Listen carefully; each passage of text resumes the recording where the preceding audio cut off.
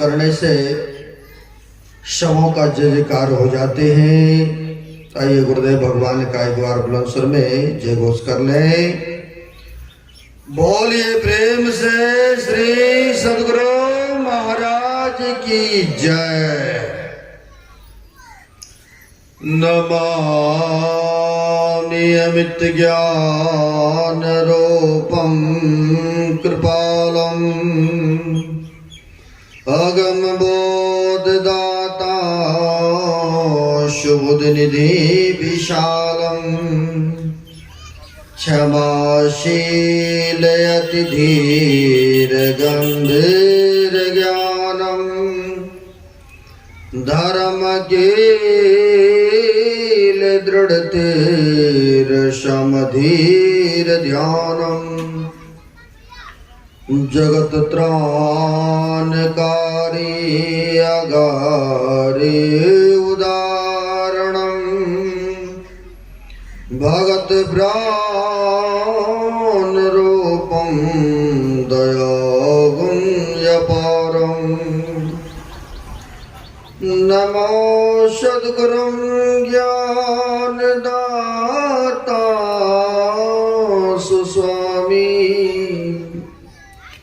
नमामि नमामि नमामि।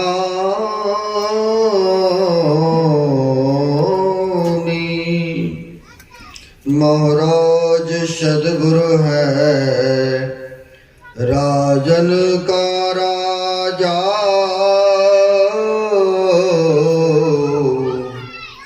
है जिनकी कृपा से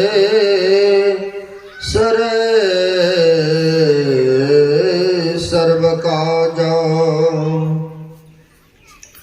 भनय में ही सोई परम गुरु नमामि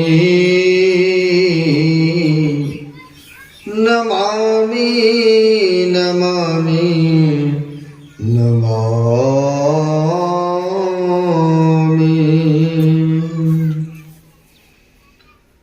प्रातः स्मरण्यान श्री विभूषित कन कन दे विच विराजमान परमात्मा स्वरूप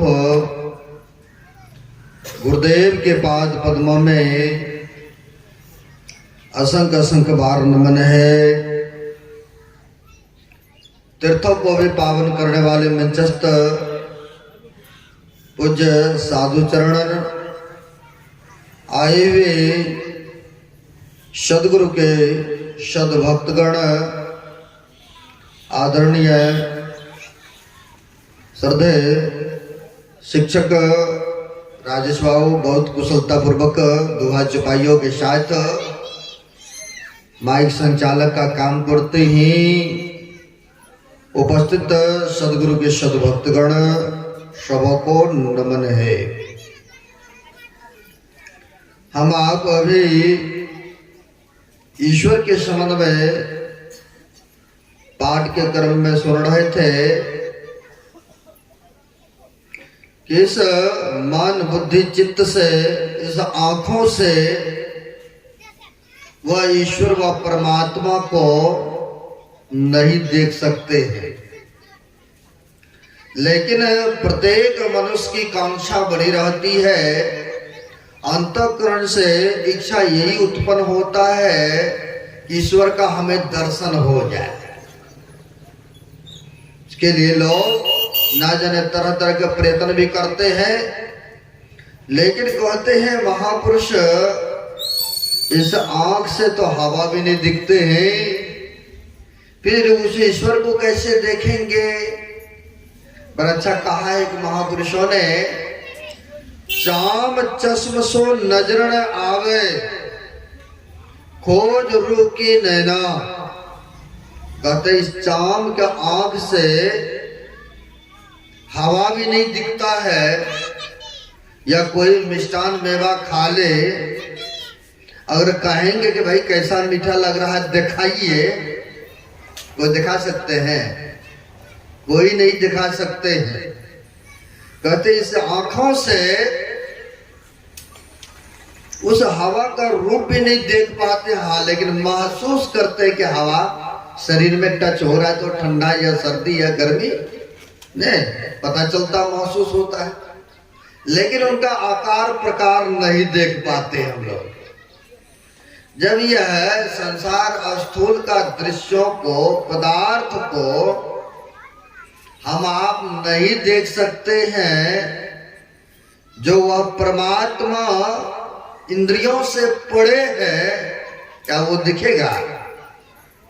नहीं दिखेगा। तो कहते हैं फिर क्या करना है, कैसे देखेंगे? खोज रुकिए ना, यानी आत्म दृष्टि की खोजने के लिए बताते हैं, और तब उसी दृष्टि से हम आप उस परमात्मा को देख सकते हैं, क्योंकि परमात्मा सर्वत्र है, सर्वव्यापक है। हम लोग गुरु महाराज के वाणी को पढ़ते हैं, आप लोग गाते भी है, सब में व्यापक सबते न्यारा, और सब घट एक ही राम हो राम। नहीं गाते है ना, कहते सब में है और सबसे कहते न्यारा भी है, सब में रह करके सबसे वह पड़े भी है। अब कैसे है वो, किस तरह के हैं, कहाँ रहते हैं? तो गुरु महाराज की वाणी के पास चलते हैं, तो कहते वो कैसे रहते जानना चाहते हो? तो कहा प्रभु बताए तो बड़ी कृपा होंगे। कहा मेहंदी में लाली, घी दूध में, अब फूल में बास समान हो, राम हो राम। नहीं गाते हैं ना हमें, कहते जिस प्रकार से मेहंदी के पत्ते में डाली है, इतना तो विश्वास करते हैं ना हम लोग, लेकिन दिखता उगता नहीं है। जब प्रयत्न करते हैं, रगराई करते हैं, तब देखिए प्रकट होता ही कि नहीं, प्रकट हो गए। अब उसी तरह से परमात्मा सब में है। कैसे? फूल में सुगंध है, लेकिन दिखता है किसी को सुगंध का हंस कैसे आ रहा है? तो कहते फूल में सुगंध भरा पड़ा है, लेकिन दिखता नहीं है। ईख जिसको बोलते हैं, गन्ना कितारी बोलते हैं, चाहे टेढ़ा हो, मोड़ा हो, मोटा हो या पतला हो, क्या रस उसमें है कि नहीं है?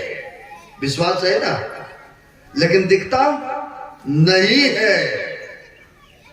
उसी प्रकार से कहते हैं वह परमात्मा जर्रे जर्रे में है, सब में है, लेकिन दिखता नहीं है। अगर गोस्वामी तुलसीदास जी महाराज के पास चलेंगे तो वह कहते हैं जितना नजदीक परमात्मा है, उतना नजदीक और कुछ नहीं है। अब कैसे? कहा है नेरे, नेरे मतलब नजदीक। कहते है नेरे, सूझत नहीं, लियानत ऐसो जिंद, तुलसी या संसार को भयो मोतिया बिंद। कहते है मेरे नजदीक है, लेकिन दिखता नहीं है। क्यों नहीं दिखता है? आप लोग रहते गांव समाज में, किसी को मोतिया बिंद हो जाए, होता ही है, और सामने में रख दीजिए वस्तु पदार्थ कोई भी चीज, है नजदीक सामने में, लेकिन दिखता नहीं है, क्योंकि उनके देखने में अंदर में शक्तियां हैं, लेकिन दिखता नहीं है। क्यों नहीं दिखता है? इसलिए नहीं दिखता कि उनके आंखों पर मोतियाबिंद की पट्टी लग चुकी है। तो क्या करते हैं? तो डॉक्टरों के पास जाते हैं, ऑपरेशन कराते हैं। अब पट्टी जो आंख पर पर्दा पड़ा था उसे उतार दिया तो देखने लगे कि नहीं? हालांकि चूंकि देखने की शक्ति उनके अंदर में था पहले भी, लेकिन पर्दा लगने के कारण से नहीं देख पा रहे थे। उसी प्रकार से कहते है नेरे सूझत नहीं, लियानत ऐसो जिंद, तुलसी या संसार को भयो मोतिया बिंद। ये संसार के लोगों को मोतिया बिंद की बीमारी हो गई। है, क्योंकि परमात्मा सब में है। लोग ढूंढते हैं ना जाने मंदिर मस्जिद कैलाश पर्वत कावा कैलाश में तीर्थों में कि वह परमात्मा का दर्शन हो जाए। है? हमारे गुरु महाराज और भी कहते हैं कहीं बाहर खोजने की आवश्यकता नहीं है, निज तन में खोज सज्जन, बाहर ना खोजना, अपने ही घट में हरि है, अपने में खोजना। कहते हैं अपने में खोजो ना, ईश्वर तुम्हारे अंदर मिलेंगे। जैसे आप लोग गांव घर में रहते हैं, पराया करके गमछी ले लेते हैं, जो परना होता है इस पर मोटे पर ले लेते हैं, रखते ही है। एक व्यक्ति था, मोटे पर गमछा रखा, कपड़ा रखा और चलते चलते बहुत दूर गए तो गर्मी का मौसम, पसीना से लतर बतर है। गए वहां पर देखते अरे गमछा कहाँ गिर गया, रखे थे पास में था, पसीना से तरबतर है। दूसरे व्यक्ति के पास बोलते देखो नई गमछा था, गिर गया रास्ते में ही है। अब बेचारा इधर उधर देखने लगे परेशान, दूसरे के दृष्टिपात इनके ऊपर हो रहा है, देख रहा है ना वो, तो वो कहते हैं गमछा आपका कपड़ा गिरा कहीं रास्ते में नहीं है, अपने ऊपर खोजो ना तब ना मिलेगा। इधर उधर देख रहा दिख नहीं रहा, का आपने मोटे पर तो देखो तो दिख जाएंगे ना। हाथ ऐसे एक दे दिया और कहता ओ पास में ही था, मैं तो हो रहा था कि गिर गया, कहीं नजर में नहीं आ रहा था। ऐसा भी कई बार पढ़ते हैं व्यक्ति को। तो वही कहते हैं वो परमात्मा सब में है, सब जगह है, सर्वत्र है, लेकिन दिखता नहीं है। तो कहते क्या दिखता नहीं है तो परमात्मा नहीं है, ये भी विश्वास नहीं है, क्योंकि संतों की वाणी है सब में है, सबसे न्यारा भी है, सब जगह सर्वत्र है। बशर्ते भक्तों को विश्वास वैसा दृष्टि होना चाहिए, देखने की नजरिया होना चाहिए। कैसे?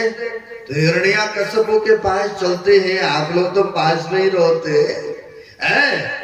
तो उनके पिता ने, हिरण्याकश्यप ने, भक्त प्रहलाद के पिता ने पूछा था ना कि बताओ तुम्हारा परमात्मा भगवान कहाँ है?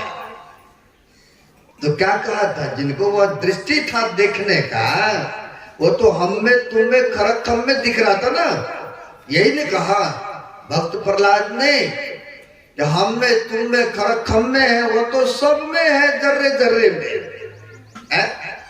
तो मोटा सारा पिलर था, खम्मा था, कहा इसमें भी तेरा भगवान है? कहा हाँ इसमें भी है। तो खम्मा को तोड़ा गया है तो नरसिंह भगवान प्रकट हुआ है कि नहीं है? तो क्योंकि उसको वह दृष्टि था, वह नजरिया था। कई बार भक्त के बस में भगवान को आना पड़ता सगुन रूप में भी, सगुन रूप में भी। जैसे भक्त प्रहलाद के पिता ने कितना कष्ट, कितना अत्याचार कर, तो मैं ही हूँ जो हूँ, भगवान परमात्मा ईश्वर हूँ, दूसरा कोई है ही नहीं। तो भगवान को अवतरण लेना पड़ा कि नहीं, नरसिंह रूप में प्रकट होना पड़ा। उसी प्रकार से कई बार ऐसा भी होता है, ईश्वर के प्रति जो विश्वास रखते हैं, श्रद्धा रखते हैं, निष्ठा रखते हैं, तो भगवान किसी न किसी रूप में आकर भक्तों को सहायता भी करते हैं, ने हेल्प करते हैं, उनकी रक्षा करते हैं भक्तों का। अब इसी प्रकार से माई लोग सुनेंगे, गपशप घर में करेंगे, ये निवेदन है। थोड़ा इधर देखें, एक पति पत्नी सफर कर रहे थे, तो ट्रेन से, बड़ी मार्मिक बात है, सुनने योग्य बात है।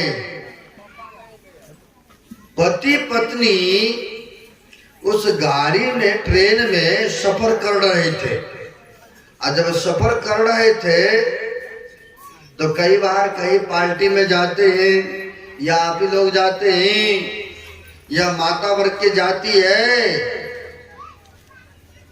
तो क्या करते हैं, पेटी में या अलमारी में रखा रहता है कपड़ा या गहने जेवर पहन लेती है, कपड़े नवे नवे पहन लेते हैं आप लोग।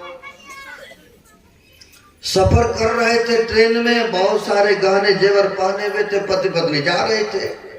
अब ट्रेन में तो बहुत सारे पब्लिक जाते हैं, कुछ सज्जन भी होते हैं, कुछ दुर्जन भी होते हैं, और कुछ भक्त भी होते हैं, तो कुछ चोट लुटेरे भी होते हैं। अब कोई कोई मीठी बातें बोलते हैं, अजैब काटने की फिराकी में भी रहते हैं, ऐसा देखने को मिलता है। अब जा रहे थे तो सोच रहे थे इनके पास में बैग भी है और पहने भी बड़े कीमती गहने जेवर भी हैं, कब हाथ लग जाए। लेकिन उस डब्बे में पोगी में बहुत सारी पब्लिक, 2-4 व्यक्ति था, उनको हाथ नहीं लगा। कई बार ऐसा सोचते तो हैं। एक बार हम भी दिल्ली मेट्रो में किसी भक्तों के घर पर जा रहे थे सत्संग करने, तो सुबह उतरे, करीब 5:30 बजे मेट्रो पहली खुली। अब खुले तो सब आदमी एक दम देते हैं, जो अंडरग्राउंड से मेट्रो चलती है, जो गए होंगे दिल्ली देखे होंगे, चढ़े होंगे। एकाएक लोगों का भीड़ हुआ, सब जा रहे हैं कि हम पहले टिकट लें और जाए। सबके सब जा रहे हैं। एक व्यक्ति युवक टाइप के ही थे, शरीर में टच करते हुए ऐसे सटते हुए जा रहे हैं। अब कई लोग जो पैंट शर्ट पहनते हैं ना, बटवा रखते हैं पीछे वाला पॉकेट में, देखे होंगे, जो बैग होता है छोटी सी, वो पीछे वाला बैग जेब में रखा है और सरते हुए उसके पीछे हम भी जा रहे हैं। वो ऐसे शरीर में टच करते हुए जा रहे हैं, हाथ ऐसे मतलब बटवा के ऊपर रख रहे हैं। अब खींचता तो मैंने उसका हाथ कलाइयां पकड़ लिया। मैंने कहा ये क्या कर रहा है, उसका तो बटवा खींच रहा है तो मैंने उनसे बोला कि भाई साहब बच गए अभी तो आप, आपका बटवा गायब था, इसका पकड़ा मैंने, है ना। तो बहुत आदमी ऐसे होते हैं जो कि शिकार में रहते, कब मिले मौका इनका खींच ले हम। अब उनका लगा नहीं, पति पत्नी तो जा रहे थे, लेकिन संजोग नहीं बना तो जिस प्लेटफार्म पर उतरते हैं वो भी व्यक्ति उतर गए। जो 3-4 व्यक्ति थे वो भी वहां पर उतरते हैं। उतरे तो दोनों पति पत्नी ने वार्तालाप करने लग गए। अब जाना ठीक नहीं है, शाम का समय हो चुका है और पहले जमाने में इतनी गाड़ी घोड़ा की सुविधा भी उपलब्ध नहीं हुआ करते थे। कहीं भी जाना ना होते तो ज्यादा तौर पर पैदल यात्रा होते थे। तो दोनों विचार करते हैं जाना ठीक नहीं है, रात्रि यहीं रह लेते हैं प्लेटफार्म पर, सुबह होगा चलेंगे। दोनों में बातचीत हो ही रहा था। उन्हीं में से 4 में से एक आया, कहता कहाँ जाना है भाई साहब आपको? कहा फलाने पिंड में फलाने गांव में जाना है। कहा कोई बात नहीं है, आप हैं 2 और 3-4 आदमी हम लोग हैं, चलिए बातचीत करते करते रास्ता भी तय हो जाएगा और हम लोग पहुंच भी जाएंगे। ऐसा कहा तो उनके घर वाले जो थे तैयार हो गए, कहा बड़े अच्छे स्वभाव के हैं, चलते। तो पत्नी कहती है अनजान लोग के साथ में जाना ठीक बात नहीं है, हम लोग रात क्यों नहीं यहीं पर विश्राम कर लेते हैं, व्यतीत कर लेते हैं, सुबह चले गए। उन्हीं में से एक आदमी और आके कहते क्या तुम्हें ईश्वर पर विश्वास नहीं है, जो सबका रक्षा करते हैं, सबका पालन पोषण करते हैं, उन पर तुम्हें विश्वास नहीं है? तो ये भी थे संतों से जुड़ी हुई, जो हम लोग तो गा लेते हैं एक ईश्वर पर अटल विश्वास पूर्ण भरोसा, लेकिन समय आता तो फिर फैल भी हो जाते हैं। बहुत ऐसे भक्त होते हैं, थोड़ा सा उनका भी खैर उधर जाना नहीं चाहूंगा, मैं दिखा रहा हूं आपको झलक, है ना। अब कहा तुम्हें ईश्वर पर विश्वास नहीं है, सबका रक्षा करते हैं वो परमात्मा। तो यह तो जुड़ी हुई थी, विश्वासी थी। कहा हमें तो पूर्ण विश्वास है, हमारे लिए वही सर्वोपरि है, वो तो सबका रक्षा करते हैं, जिनका जन्म देते हैं उनका भी पालन पोषण करते हैं, वो तो जर्रे जर्रे में है परमात्मा। कहा जब जर्रे जर्रे में है तो सबका रक्षा करते, तो चलो उन पर विश्वास करके। अगर हम पर विश्वास नहीं हो रहा है तो उन पर तो विश्वास कर ही सकते हो ना, तो फिर चलो उन पर विश्वास करके। इतना बात है तो कोई बात नहीं है, चलते हैं। बैग झोला उठाया, 2 व्यक्ति वो हैं और 4 वो हो गए। बातचीत करते करते क्रम में चलते निकलते हैं। गांव आवे, कभी खाली स्थान आवे, कहते नहीं है। अब वो लोग तो था दाव पेच में, कब खाली स्थान मिले, मुंह में राम बगल में चूड़ी, कहे कबीर नियत है बूढ़ी। उनके अंदर में तो कुछ और चल रहा था ना, मीठी मीठी बातें तो मुंह पर। एक बार हमारे साथ भी हुआ था ऐसा, है ना। हमारे साथ एक और था भगत, यही कटिहार प्लेटफार्म पर से हम लोगों को लुधियाना पंजाब जाना था। झोला बैग था, एक व्यक्ति मिल गया स्टेशन पर ही, और उन्होंने कहा कहाँ जाना है महाराज। मैंने कहा लुधियाना जाना है। कहा आपसे आगे तो हमें अमृतसर जाना है। तो मैं अकेले हूँ, 2 आप हैं, तो 2 आप हैं, एक हम हैं, तीनों चलेंगे उसी रास्ता से। पहले आप उतरेंगे, बाद में हम उतरेंगे। सो क्यों नहीं, ये झोला है मेरा भी, देखिएगा टिकट लेके हम आते हैं, ऐसा कहा। मैंने कहा बड़ी खुशी की बात है। मेरा जो आदमी था वो कहते महाराज लाइए ना, हमें टिकट ले आते हैं। मैं बोला जाना आदमी हो भाई, मैं कैसे तुमको 2 आदमी का किराया दे दूं। कहा ये झोला तो रख रहा हूँ आपके पास। मैं बोला इससे कोई फर्क नहीं पड़ता है। फिर भी उसने रख दिया। हमारे साथ के जो व्यक्ति था उनको मैंने बैठा दिया। अब बैठा दे तो जो जनरल टिकट लेते, जो रिजर्वेशन नहीं बनाते तो लंबी कतार लगते हैं ना टिकट के लिए होंगे आप लोग जीवन में। तो वहां पर लंबी कतार लगा हुआ था। अब वहां पर थोड़ा देर मैंने लाइन में खड़ा हुए, फिर मन में हुआ ये ठीक नहीं है, आखिर तो बैग रख करके आया, इनको अमृतसर जाना है, हमें तो पहले ही उतरना है, तो ये भी जाइए करेगा, ये भी लाइन में लग ले हैं। तो हमने जेब से निकाला, 2 व्यक्ति का किराया इनको दे दिए। मैंने कहा लो भाई मैं पास में खड़ा हूँ। मैंने ये सोचा कि पास में खड़ते हैं, आखिर भागेगा जाएगा तो कहाँ जाएगा। लो जी, लंबी कतार था, थोड़ा सा तो नजर तो होता ही है ना इधर उधर। थोड़ी देर के लिए मैंने नजर इधर फेरा, वो 1 ले 2 ले उस बीच से ही कल के भाग निकला जी, उस बीच से निकला, भाग निकला, रुपया लेकर के, और दूर के दोहरा करके झोली लेने के लिए भी नहीं गया। झोली जो रखे थे वहां नहीं गया। और उसमें जब देखा थोड़ी सी मुड़िया था, मुड़ी वगैरह सब खाने वाला है, एक आध गो वो कुर्ता पजामा था।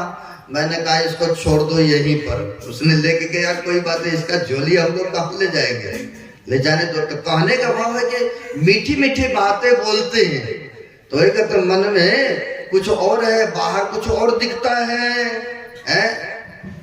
तो वही बातें हुआ। यह 4 व्यक्ति हैं, वो 2 हैं, जा रहे हैं गप्पा शप्पा लड़ाते हुए, जा रहे हैं। जहां खाली सुनसान जगह देखा तो बस पकड़ के दबोच दिया, हाथ पर पकड़ लिया, हाथ पांव पकड़ लिया। अब पकड़ करके छीना छोरी बैग जो भी था झोलिया। अब वो कहा 4 हैं, ये कहा 2 में भी एक लेडीज है, एक ही जेंट्स है, वो चारों जेंट्स लोग हैं। सबके सब छीन छपटा करने लगे। बैग झोली तो सब ले ही लिया, अब सबके सब छीन ही लिया। अब इनके पास जो गले में, कान में, नाक में पहने हुए थे, अब उसको भी जबरन अब बड़ी मेहनत से कमा करके दिए हैं और उनके सामने में खिंचातानी करे तो बचाने का प्रयास तो आप लोग भी करेंगे। अगर कोई हत्या करने के लिए आ जाए तो आप लोग भी चाहे बचे चाहे नहीं बचे चाहे जो हो बात की बात है, परिणाम जो निकले, लेकिन प्रयास तो रहेगा कि हमें रक्षा करना है तो करना है ना। ऐसा ही होता है, प्रयास किया वहां पर कि नहीं छीनने दे, नहीं लेने दे, तो वो लोग कहाँ 4 ये कहाँ 2, इकाला चक्कू छुरा इकाला, और वो लोगों ने किसी ने हाथ पकड़ा किसी ने पैर पकड़ा, घर से गर्दन को काट करके डाल दिया उसी जगह छोड़ दिया। घर वाले का जो जबरन कर रहा था, बचाने का प्रयास कर रहा था, धड़ से गर्दन काट करके उसी जगह गिरा दिया। अब गिरा दिया, अब तो बेचारी अकेली रह गई ना। अब जितना जो था सामान सब के सब छीन लिया, ले लिया। अब घिसरते हुए लेके जाने लग गए जंगल की तरफ। अब बेचारी लौट लौट के देखती है पीछे मुड़ मुड़ के। जब पीछे मुड़ मुड़ के देखती है, रोती है, तो उन्हीं में से एक आदमी कहते हैं, अब तुम्हारा यहाँ पर कोई रक्षक करने वाला नहीं है, तुम किसको देख रहे हो? पति को तो मैंने धड़ से गर्दन को उड़ा दिया हो, यहाँ पर कोई नहीं रक्षा करने वाला है तुम्हारा।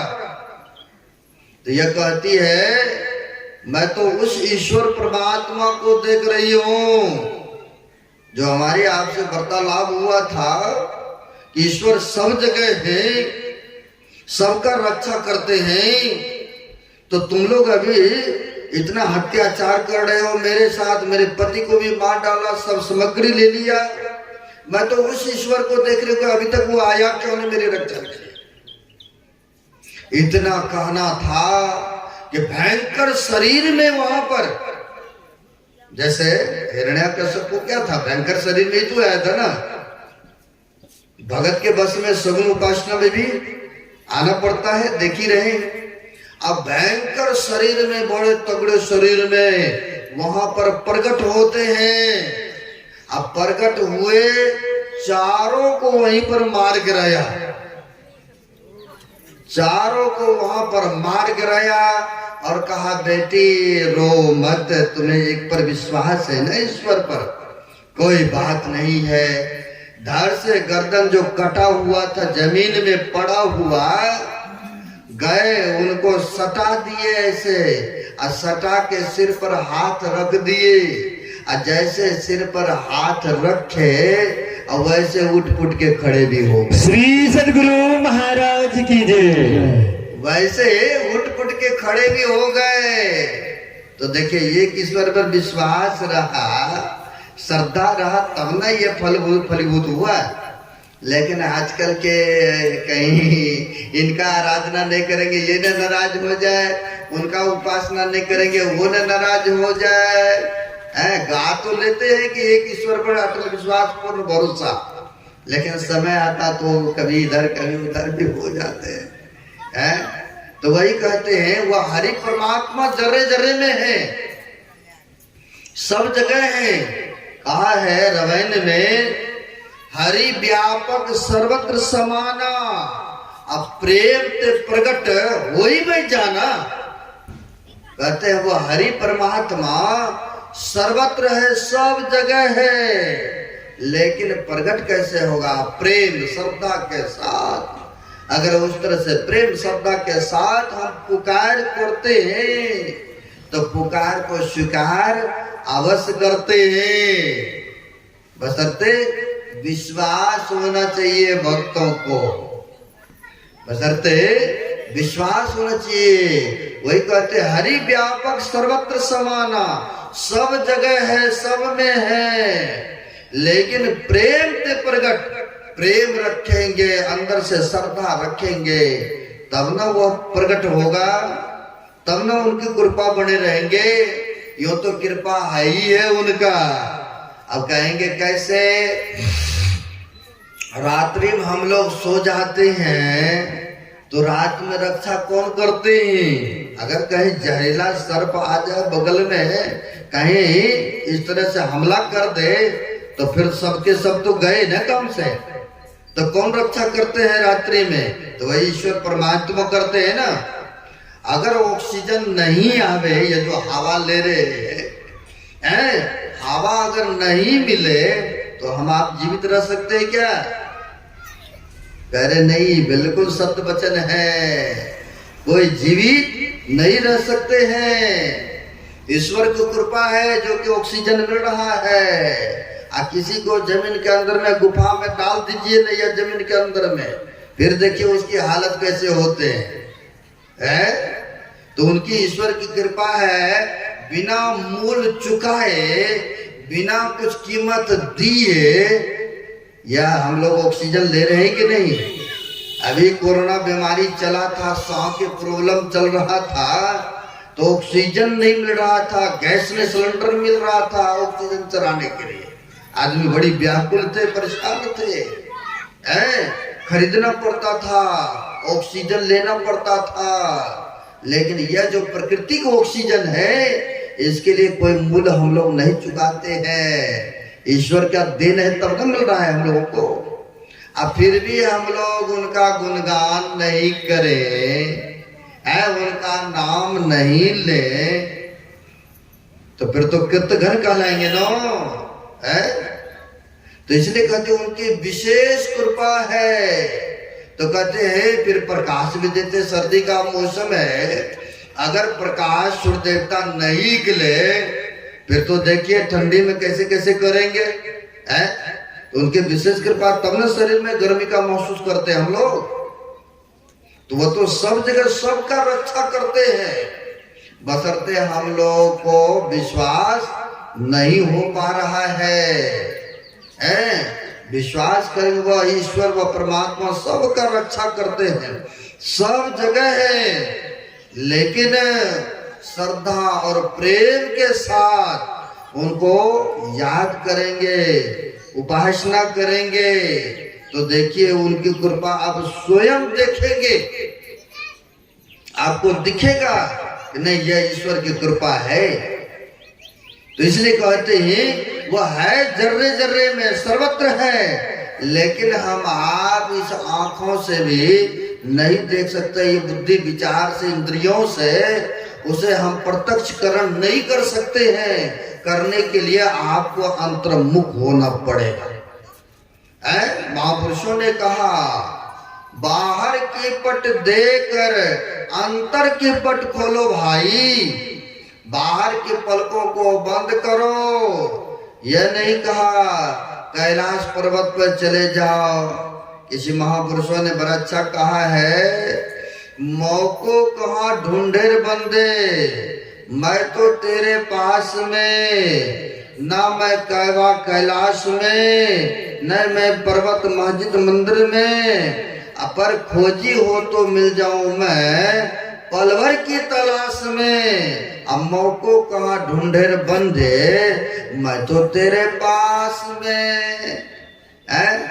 पर लोग ना जाने कहाँ कहाँ खोजते ढूंढते हैं, लेकिन जब तक अपने आप में नहीं खोजेंगे तो नहीं मिल सकता है ना, नहीं दिखेंगे। बशर्ते भक्तों को विश्वास होना चाहिए। हमारे गुरु महाराज ने भी वही कहा ना, अपने में खोजने के लिए कहते हैं, बाहर नहीं कहा। जितने महापुरुष हुए सबों का यही उद्घोष है। अभी नानक देव जी महाराज के वाणी को भी सुने, बड़े उच्च कोटि के महापुरुष हुए, उन्होंने कहा, काहे रे बन खोजन जाए, सर्व निवासी सदा अलेफा, अतोहे संग समाई। महापुरुष कहते हैं, क्यों वन में खोजने के लिए जा रहे हो, तोहे संग समाई किस तरह से है? तो कहते हैं, ऊप मद जो बास बसतु है, मुकुर माही जैसी छाई, तैसे ही हरि बसे निरंतर, घट ही खोजो भाई। तो वो नहीं कहा कि बाहर में खोजो, ऐसा नहीं कहा। कहा महापुरुषों ने घट ही खोजो भाई, अपने आप में तो खोजो है। तो कहते किस तरह से है, बाहर भीतर एको जानो, यह गुरु ज्ञान बताई, जन नानक बिनो आपा चिन्ह है, अब मिटन भर्म की काई। कहते हैं वह ईश्वर वह परमात्मा बाहर और भीतर सब जगह है, लेकिन कहते जन नानक बिनो आपा चिन्ह मिटन भर्म की काई। जब तक अपने आप को नहीं पहचानेंगे तब तक भर्म दूर नहीं हो सकता है। नहीं, अगर अंधेरा हो, कई बार आप लोग टॉर्च नहीं होते हैं या प्रकाश नहीं होते रात्रि में, तो सड़क पर देखते हैं मोटा सारा किसी का रस्सा गिरा पड़ा है, लगता है कि यह सर्प ही है, नहीं तो भ्रम हो रहा है कि नहीं वहां पर? क्यों हो रहा है भ्रम? क्योंकि वहां पर अंधकार है, प्रकाश नहीं है, इसीलिए कहते हैं भ्रम हो रहा है वहां पर, है ना। इसलिए कहते हैं जब तक प्रकाश नहीं आते तो भ्रम दूर भी नहीं होता है। मिटन भर्म की काई, जन नानक बिनो आपा चिन्ह। वो भी कहते जब तक अपने आप को नहीं चिन्होगे, तुसी नहीं पहचानोगे, तब तक कहते भ्रम दा फंदा कट नहीं सकता, मतलब दूर नहीं हो सकता है, जब तक अपने आप को नहीं जानेंगे, है ना। तो भ्रम कहाँ होता है? तो अंधकार में होता है। नहीं, अंधकार हम लोग आंख बंद करते हैं तो अपने आप को कहाँ पाते हैं? प्रत्येक मनुष्य आंख को बंद करते हैं तो कहाँ देखते हैं अपने आप को? एक स्वर में कहेंगे सभी कि हम देखते हैं अंधकार अपने अंदर में। एक स्वर में यही नहीं कहेंगे कि हम आंख बंद करते हैं तो महाराज जी अंधकार ही अंधकार दिखता है। तो अंधकार क्या है? तो अज्ञान दशा के प्रतीक है। एक राधा स्वामी जी महाराज के वचन में है, कहते हैं इस नगरी में तिमिर समाना। तिमिर मतलब होता है अंधकार ही है। कहते इस नगरी में तिमिर समाना, भूल भर्म हर बार, खोज करो अंतर उजियारी, छोड़ चलो नौ द्वार। कहते हैं जब तक इस अंधकार की नगरी में रहेंगे न, भूल भ्रम होता रहेगा, है? तो क्या करना है? तो कहते हैं बाहर जाएंगे तो वहां से प्रकाश प्राप्त हो जाएगा। कहा नहीं, ऐसा नहीं हो सकता। खोज करो अंतर उजियारी, छोड़ चलो नौ द्वार। कहते हैं ये शरीर में 9 द्वार है। जो ध्यान करते हैं, सत्संग करते हैं या सदग्रंथों का पाठ करते हैं, उनको तो पता होगा कि शरीर में 9 द्वार है, 9 द्वार। और जो नए आए हैं उनको सुनने को मिलेगा कि शरीर में 9 द्वार बताते हैं। और जब शरीर छूटता है तो 9 द्वार में से किसी एक द्वार होकर के, जो यह जीवात्मा है, ईश्वर का अंश है, इसी 9 द्वार में से किसी एक द्वार से यह जीवात्मा निकलते हैं। फिर कहेंगे कौन कौन द्वार है महाराज? तो 9 द्वार आपके शरीर में है। प्रत्येक मानव के शरीर में 9 द्वार है और 9 द्वार खुला पड़ा है। 9 द्वार खुला पड़ा है। इसी खुले द्वार से जब जीवात्मा शरीर को परित्याग करते हैं तो इसी 9 में से एक द्वार से निकल जाते हैं। इसी से निकल जाते हैं। तो 9 द्वार कौन कौन है? तो जो सदग्रंथ को पढ़ते हैं, ध्यान साधना करते हैं, उनको तो पता होगा। जो नए आए हैं उनके लिए जानकारियां हैं कि शरीर में 9 द्वार कौन कौन है। तो मैं दिखा रहा हूं, महसूस करेंगे आप। दो आंख की छिद्र है ना, आंख खुला है तब तो देख रहे हैं ना हम लोग। दो आंख की हो गए, दो कान की ये छिद्र है तभी तो सुन रहे हैं ना शब्द, देख रहे हैं ना, महसूस कर रहे हैं, सभी कह रहे हैं हाँ जी हाँ जी, आप लोग बुद्धिजीवी है, सब समझ में आ रही ना बातें। तो कहते हैं दो ये भी है कान के शब्द, दो नाक के शब्द है, तब ना गंध का स्पर्श करते हैं। तो ये अच्छा सुगंध है, ये खराब है, महसूस करते हैं। तो दो दो चार दो छह हो गए ना। अब बोलते जो है या अन्न जल ग्रहण करते हैं, ये भी इसके अंदर में सुराग है तब ना मुंह से ग्रहण करते हैं। तो कितने से ये हो गए ना, 7 हो गए ना। तो कहते हैं दो और भी है, मल मूत्र विसर्जन करने का नीचे के द्वार। ये 9 द्वार में से जीव जब अज्ञान दशा में रहते तो इसी में से एक किसी द्वार से होके निकलते है ना। यह 9 द्वार प्रत्येक मानव के अंदर में। तो वही कहते हैं, गुरु महाराज ने भी कहा है, तन नव द्वार हो रामा, अति ही मलिन हो ठामा, त्यागी चरु 10 द्वारी, सुख पाओ रे भाई। कहते जब तक 9 द्वार में रहेंगे तब तक ये अति मलिन है, बड़े गंदे स्थान है। क्या ही करता है, कान से गुजू निकलता है ना, गंदे चीज निकलता है ना, आंख से क्या निकलता है, कीचड़ निकलता है। अगर कोई रोते हैं व्यक्ति, किसी तरह के घटना घटित होता है तो देखते हैं उनके दोस्त मित्र माई दाई आ करके आंसू तो पोंछ देते हैं। अब वही जब ये दोष निकलता है तो उसको नहीं पोंछते ने। तो क्या करता है, तो ज्यादा इससे ज्यादा गंदगी इसमें है ना, इसलिए कोई दूसरा हाथ बड़े आदमी नहीं लगाते हैं ने, आंसू तो पोंछ देते हैं। और उससे भी मुंह से क्या करता तो देखिए खार थूक खार क्या क्या निकलता है ने। इसको तो और कोई नहीं दूसरा जल्दी साफ करना चाहेंगे बड़े आदमी का। नीचे में और क्या है, तो मल मूत्र विसर्जन करने का, वो भी गंदगी स्थान ही है। तो कहते हैं ये तन नव द्वार हो रम, अति मलिन हो ठमा, ये अति मलिन है, बड़े गंदे स्थान है। तो फिर क्या करना है, सुख पाने की लोगों की कांक्षा रहती, इसी इंद्रिया से, इसी आंखों से, इसी चमड़ा त्वचा से कि हमें सुख मिले, आनंद मिले ने, ऐसी इच्छाएं बने रहते हैं। लेकिन कहते हैं इस इंद्रियां से जिसने भी सुख पाना चाहा तो उनको क्षणिक सुख मिला है, उनमें तृप्ति नहीं हुआ है।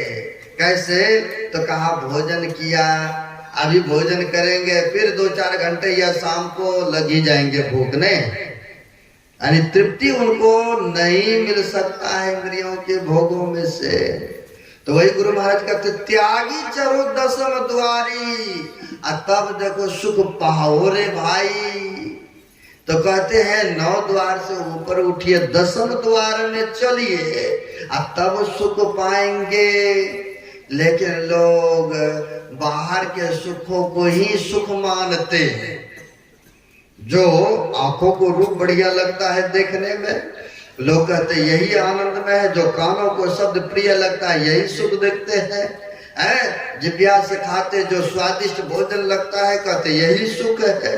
चमड़ा से स्पर्श करते हैं कहते यही सुख है।